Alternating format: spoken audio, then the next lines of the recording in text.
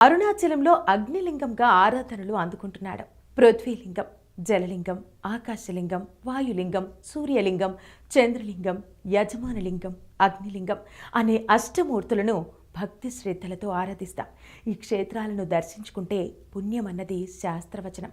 అరుణాచలం విషయంలో మాత్రం వెళ్ళే అవకాశం లేకుంటే తలుచుకున్న చాలా పాపాలు తొలగి పుణ్యం ప్రాప్తిస్తుందట. అందుకే అరుణాచలాన్ని తన ఆధ్యాత్మిక సాధనా క్షేత్రంగా చేసుకున్న మహర్షి అరుణాచలాన్ని స్మరిస్తే చాలు ముక్తి లభిస్తుంది, కరుణ నిండిన సముద్రం లాంటిది అంటూ ఆ కొండను కీర్తించారు. అంతేకాకుండా మహిమాన్వితమైన ఆ పర్వత విశిష్టతను ఎంతగానో పొగిడేవారు. అరుణాచలం అన్నమాటే రమణులను బాల్యం నుంచి సమ్మోహితుని చేసింది. ఆయన తిరువాణ్ణుమలై చేరుకున్నాక దాదాపు 2 దశాబ్దాల పాటు ఆగిరిపైనే తపోధనుడై ఆధ్యాత్మిక సాధనలు కొనసాగించారు. అరుణగిరికి ప్రదక్షిణ చేస్తూనే రమణులు అరుణాచల శివుడిపై